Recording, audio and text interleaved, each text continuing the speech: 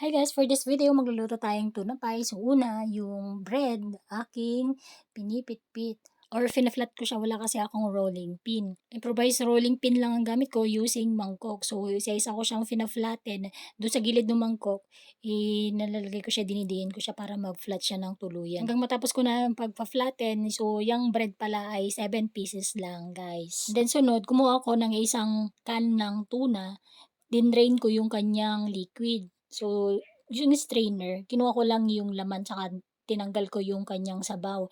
And then, nagayat na rin ako ng cheese, sibuyas at tsaka chile. So, na-chop ko na siya guys at tsaka minix ko yung tuna. So, kailangang mag-combine lahat yan. Pero before that, nagad ako ng kunting asin. Tsaka sunod, mayonnaise, hindi mawawala yan. Syempre, yan yung pampalasa niya. After ko maglagay ng mayonnaise, saka ko sila minix lahat. Kailangan mag-combine lahat yung ingredients natin doon sa tuna, yung cheese, yung chili, at saka yung mayonnaise and salt. Then ayan na guys, nung na-complete mix ko na siya, ayan na yung ating mixture. And then sunod, naglagay ako ng mixture dun sa bread, na flattened bread. And then saka ako nag-dip dun sa readily beaten na egg. So kailangan i-dip siya dun sa egg kasi susunod niyan is lalagyan natin siya ng breadcrumbs. So, ulitin natin lahat ng procedure na yon dun sa 7 bread. Then next, ipa-fry natin siya.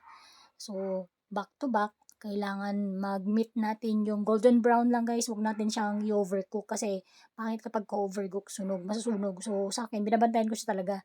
Kailangan pag na-fry is tiyagaan lang para ma-meet mo yung golden brown lang. Ayan, okay na sa kanya guys. So, hinango ko na siya.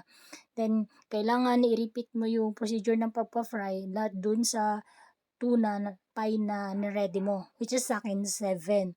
So, isasa ko siyang pinry actually by 2 kasi maliit lang yung kawali. Then, nung na-complete ko na yung pagpa-fry, ayan na guys, meron na akong total of 7 spicy tuna pie. Ang sarap niyan guys. Yummy yan. Manghang-hanghang kasi may sili akong nilagay na 3. So, yan yung aking finished product guys. Try nyo din sa inyong magluto.